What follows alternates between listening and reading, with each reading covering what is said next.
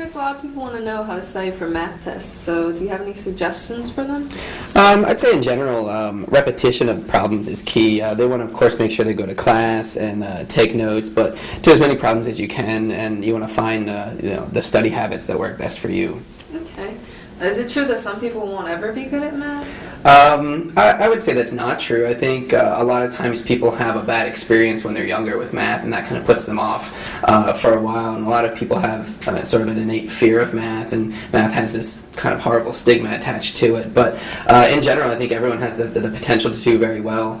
Some may require more work than others, but I think everyone can do it. So even if they had a lot of trouble before, they'll do right. better. Yeah, they can do better. It's a matter of finding the study habits that work best for them. Okay. And do you think they should switch to a major that doesn't involve as much math if they're not good at it? I would say more often than not, no.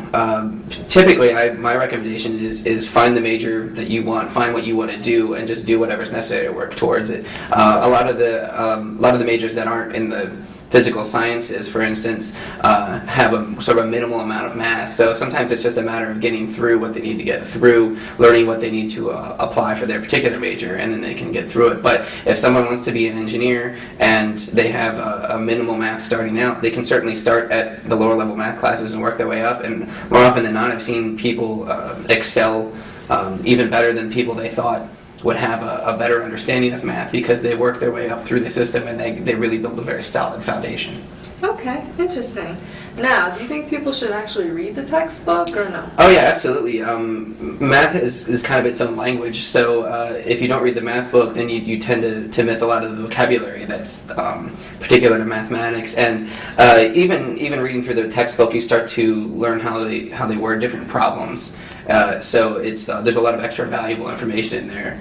So absolutely, yeah. Okay. Do you think like making flashcards would help or anything? Sure, flashcards and any kind of review problems that they can find, tutorials online. Yeah, a lot of things would be excellent. Yeah. Okay. And how much time do you think people should spend studying for math? I would say they should, at minimum, follow the standard of 1 hour in class, 3 hours outside of class. That's true for most college courses, but students will find that some courses are a little easier, so they can spend a little less time, and some need to spend a little more. So if they feel that math is an area that they're not very strong in, they might want to spend 4 hours or 5 hours a week until they get that solid footing. Okay. And do you think there's any typical profile or typical characteristics of a good math student?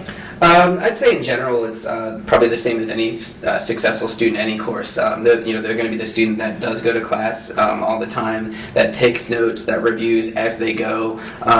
Typically people run into problems where they try to cram right before a test, and that almost never works. And they've shown that if you're cramming, you're going to remember a lot less. So as soon as you take that test, you lose all that. And math is very cumulative. So you want to continue to build your math skills as you go, rather than try to get it all at once. So I would say that the typical student, is, as long as they're doing all their homework, going to class, reviewing their notes on a daily basis, they're going to do quite well. Okay, so you can't just sit around and expect to get better at math. Right, exactly. You have to actually work for it. Yeah.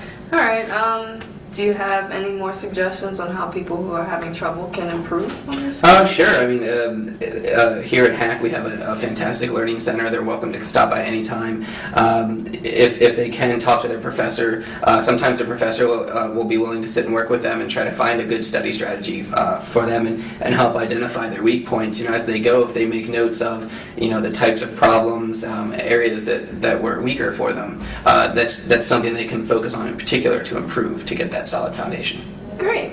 All right. I think I got a lot of tips here, and I think it's going to help people out. Excellent. So. I'm glad I could help. Thank you.